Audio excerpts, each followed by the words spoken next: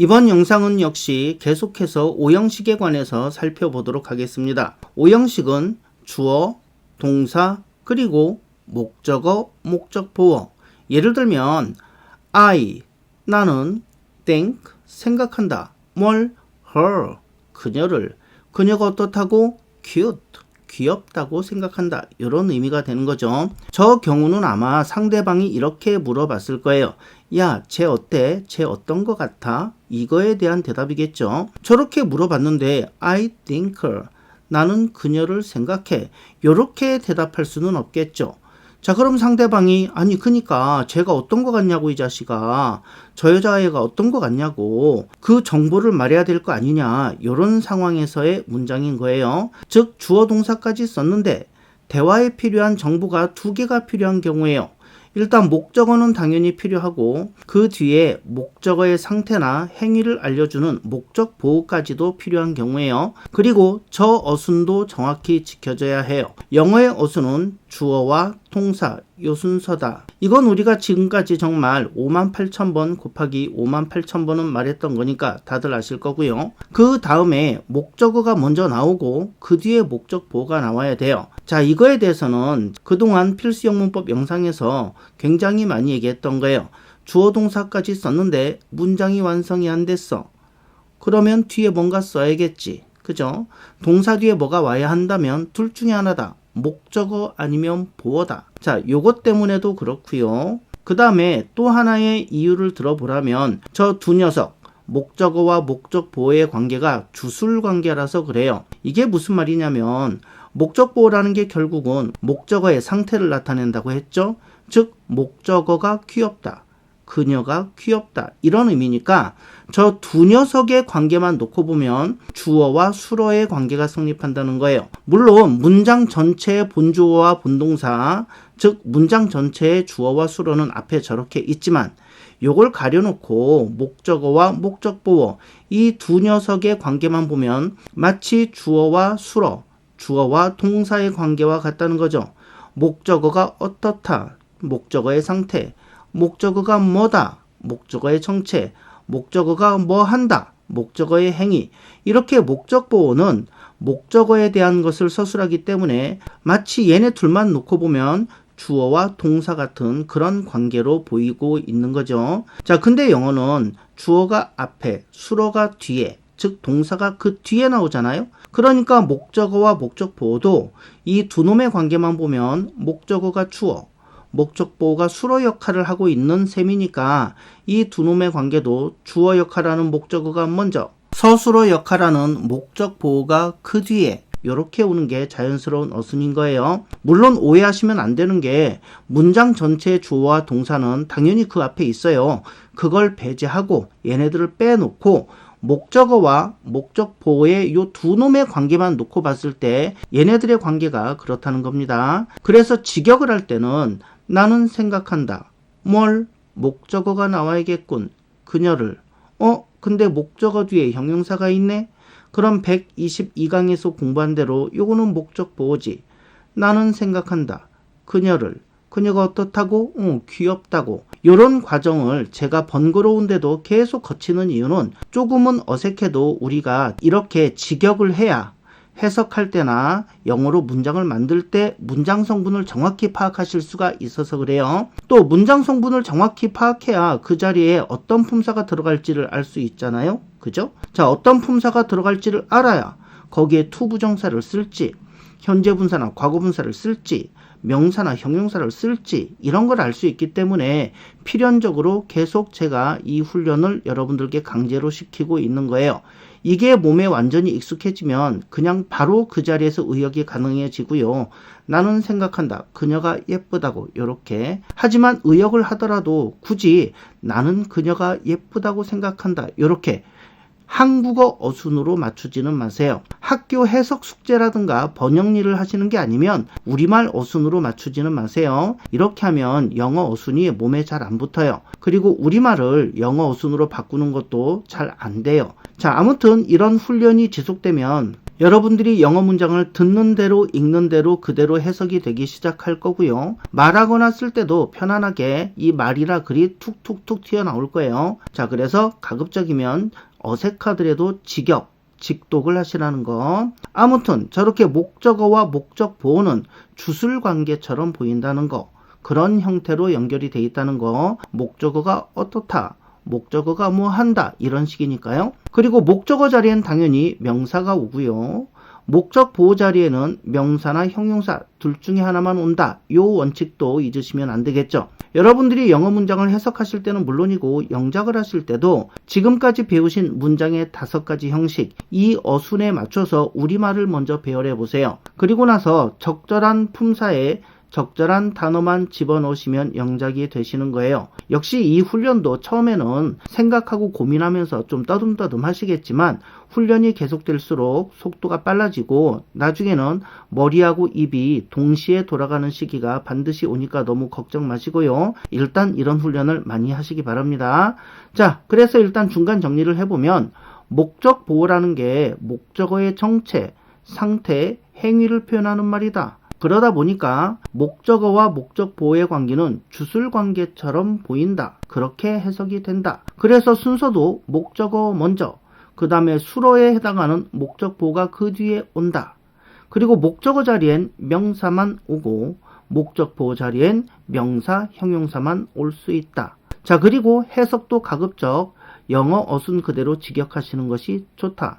그래야 문법적인 구조가 쉽게 이해되고 그래야 또 쉽게 몸에 익고 영어를 구사하는데 속도가 붙으시는 거예요. 사람들은 탐을 영웅이라 부른다. 이 문장을 영어 어순으로 바꿔볼게요. 자, 주어 동사부터 써야겠죠? 주어는 사람들, 동사는 부른다. 우리말의 동사는 제일로 뒤에, 그죠? 부른다 그랬으면 뭘 불러? 누굴 불러? 이게 와야겠죠? 탐을 부른다고. 얘가 목적어. 근데 영웅이래, 영웅. 누가 영웅? 탐이 영웅이야. 그죠? 목적어인 탐이 영웅이래. 그래서 목적어의 정체를 표현한 말을 목적 보호라 했으니까 자, 탐 뒤에 목적어 뒤에 목적 보호를 쫙 넣으면 되겠죠. 그러면 사람들이 부른다. 탐을 영웅이라고. 이렇게 됐죠. 완벽한 영어 어순이 된 거예요. 이렇게 어순이 맞춰졌으면 알맞은 단어만 집어넣으시면 됩니다. 사람들이 people 부른다. call 뭘 불러? 탐을. 탐이 뭐라고 부르는데? 영웅이라고. hero. 이렇게 해놓고 점검해 보시면 됩니다. 앞부분 주어 동사 잘 왔고 목적어 자리에 명사 탐 잘 왔고 목적 보호 자리에 hero. 영웅이라는 명사 잘 왔네. 목적 보호 자리에 명사 하자 없죠. 그럼 끝. 이러시면 되는 거예요. 이걸 굳이 call A, B, A를 B라고 부른다. 이렇게 공식화해서 외울 필요는 없겠죠. 그 다음에 그 클럽은 그녀를 회장으로 선출했다. 이것도 한번 영작을 해보겠습니다. 영어 어순으로 바꾸면 주어 동사 찾아야죠. 그 클럽은 선출했다. 이렇게 써야겠죠. 그럼 선출했다 그러면 누구를 이렇게 목적어가 나와야겠네. 그녀를 이렇게 뭘로 선출했는데 회장으로. 누가 회장? 그쵸. 그녀가 회장. 목적어가 회장이래. 회장은 목적어의 정체이니까 목적 보호고 그럼 목적어 뒤에 써야지. 그죠? 이제 영어로 바꾸시면 됩니다. 그 클럽은 the club. 선출했다 elected. 자, 단어 모르시면 사전 찾으시면 되는 거예요. 단어를 아는데도 해석이 안 되거나 단어를 아는데도 영작을 못하는 거 이게 문제지. 그죠? 자, 모르는 단어를 사전에서 찾는 건 아무 문제도 안 됩니다. 너무 자연스러운 일이에요. 사전 활용 많이 하시기 바랍니다. 선출했다. 누구를? 그녀를. 목적어죠? her. 뭘로? 회장으로. president. 이렇게 쓸게요. 끝났네요. 그녀가 회장. 목적어가 회장.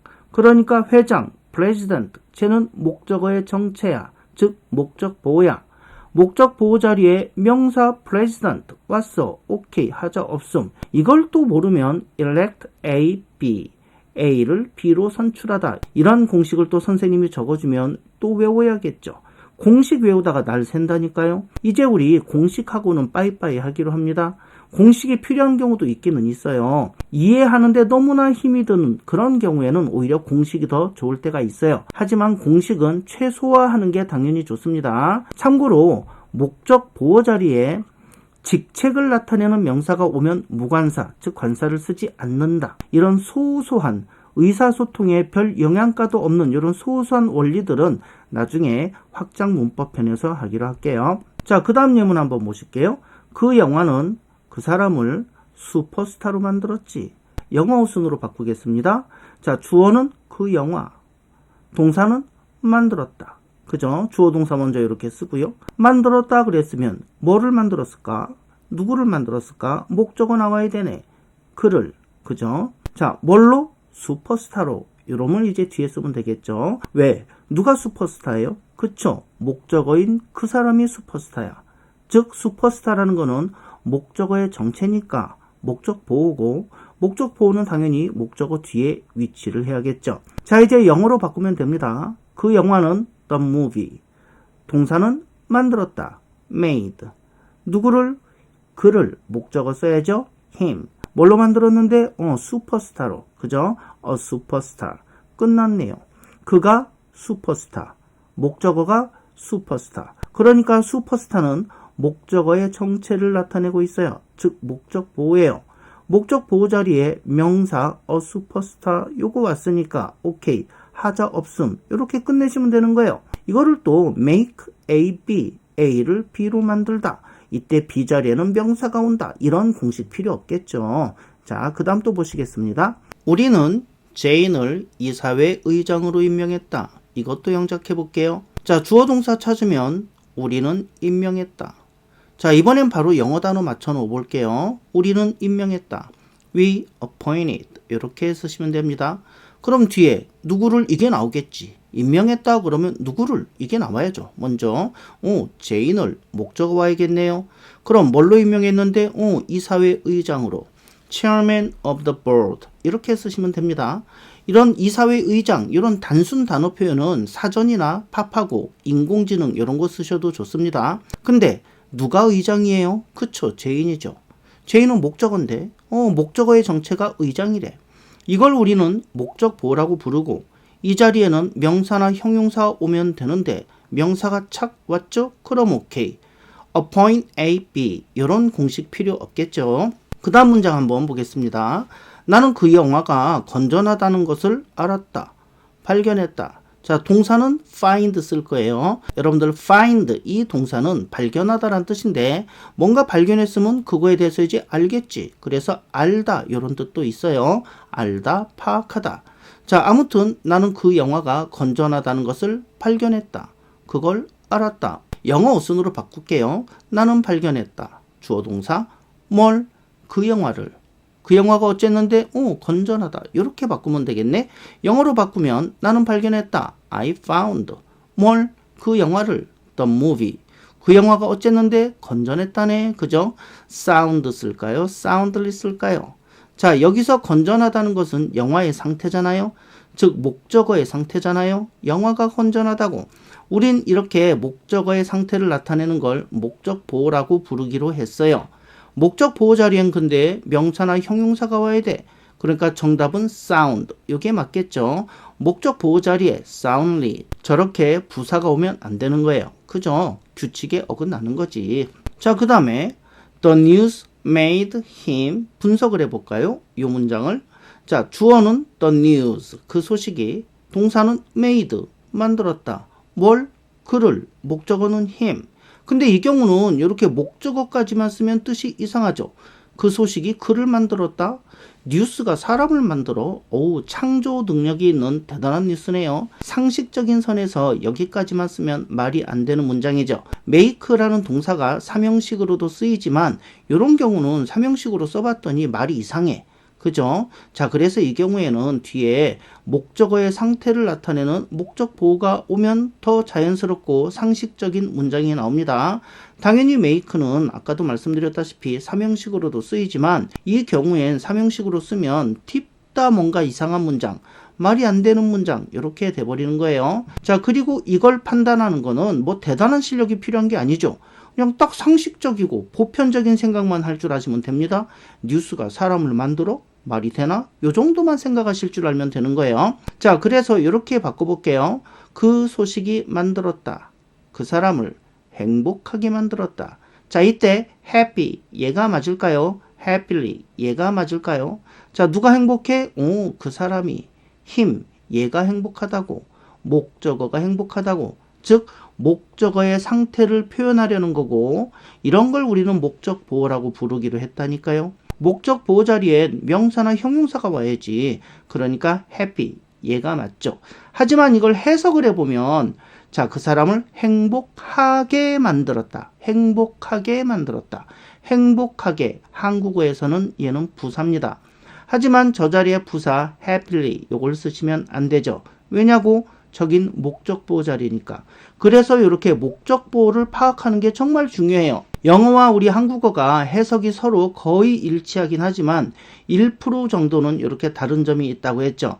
그래서 이렇게 문법적인 판단 능력이 있어야 저 자리를 보고, 아, 목적 보호 자리구나, 그럼 형용사를 쓰는 게 맞겠네, 이게 가능해지는 거죠. 그게 아니라면 아예 어려서부터 영어 환경에서 자라야죠. 그러면 저기에 happy를 쓰는 거를 아주 자연스럽게 느끼겠죠. 자, 하지만 그렇지 않는 한 대부분의 우리들은 한국어를 모국어로 쓰면서 자랐잖아요. 그러니까 자꾸 저런 실수가 나올 수밖에 없죠. 그래서 목적 보호에 관한 지식이 없으면 저 자리에 happily 얘를 쓰기 딱 좋죠. 그런 실수를 안 하려면 make A 플러스 형용사 A를 뭐뭐하게 만들다, 이런 공식을 또 외워야 돼요. 그러면서 이것도 같이 외워야 돼. 우리말로 하면 부사가 올 것 같지만 저기는 형용사다, 형용사다, 이것도 외워야 돼. 그죠? 하지만 원칙과 정의라는 걸 알면 저기는 목적 보호 자리다. 목적 보호 자리에는 명사나 형용사가 온다. 그러니까 저기에는 happy가 맞다. 이렇게 원칙과 정의를 알고 활용을 하면 편안하게 사용하실 수 있는데, 이걸 모르면 달달달달 뭔가 많이 외워야 되는 거예요. 자, 원칙과 정의 이렇게 중요하고 그 위력이 막강합니다. Please leave the window open. 자, 그냥 두세요. leave 내버려 두다, 이런 뜻입니다. 뭐를? 창문을. the window 어떤 상태로? 열려있는 상태로. 역시 둔다. 뭘? 창문을. 목적어. 창문을 어떤 상태로 두는데? 열린 상태로 두라고. open 목적보호. 자, open은 여러분들 사전을 보시면 열다, 열리다 라는 뜻이 있어요. 이건 동사네. 근데 형용사로 열린, 열어놓은 이런 뜻도 있어요. 이건 형용사죠. 근데 저 문장에 있는 open 얘는 뭘까요? 동사일까요? 형용사일까요? 당연히 형용사죠. 목적 보호 자리엔 동사가 뭐다, 이게 원칙이에요. 저기에 있는 open은 당연히 동사가 아니에요. 목적 보호 자리에는 명사나 형용사만 와야 되니까 쟤는 당연히 형용사입니다. 자, 이렇게 이번 영상에서는 오형식 문형에서 목적 보호의 정의와 원칙을 가지고 영작도 해보고 해석도 해보고 품사 선택하는 연습까지 해봤습니다. 그리고 정의와 원칙을 모르면 영작도 어렵고 해석도 어렵고 또 품사 선택하는 부분에 있어서 실수가 발생할 확률이 크다는 거. 그런 실수 안 하려면 공식을 마구마구 외우는 매우 피곤한 상황이 된다는 것도 보셨어요. 자, 원칙과 정의만 항상 여러분들 명확하게 알아두세요. 그럼 그 원칙과 정의를 활용하는 방법은 유튜브 채널의 게시판에 퀴즈를 통해서, 카페의 퀴즈를 통해서, 그리고 라이브 방송과 쇼츠 영상들을 통해서 각가지 수단을 통해서 제가 계속 그 원칙과 정의를 반복시켜 드릴 거예요. 아는 것과 내 것이 되는 건 전혀 다른 이야기라고 했죠. 내가 이해하고 알았어, 영상 보고. 그렇다고 해서 내가 막 그걸 자유자재로 쓸 수 있는 건 아니에요. 자, 이해를 했다면 무의식적으로 탁탁 적용을 할 수 있을 정도로 몸에 익혀야 돼요. 몸에 익히는 방법은 반복만이 유일한 답입니다. 다른 방법 없어요. 속성 이런 거 자꾸 찾지 마세요. 돈을 버는 것도 그렇고 공부하는 것도 그렇고 속성 찾는 사람들은 사기당하기 딱 좋습니다. 여러분이나 저나 한 10만 명에 한 명쯤 나오는 그런 천재는 아니잖아요. 전 인류의 99%에 해당하는 우리같이 평범한 사람들은 뭔가 하나 알았다? 그러면 연습을 계속 해야 돼요. 그래야 기억에 남고 또 연습을 계속해야 내 것이 되고 써먹을 수 있다는 것 절대 잊지 마시고요. 다음 영상에서는 목적보호 자리에 이번에는 to 부정사나 분사가 오는 경우를 살펴볼 거예요. 도대체 왜 이런 것들이 목적보호 자리에 오는지, 그리고 그것들이 목적보호 자리에 올 수 있는 이론적 근거는 뭔지 정확하게 살펴보실 겁니다. 시청해 주셔서 감사합니다. 저는 다음 영상에서 뵙도록 하겠습니다. 끝이에요.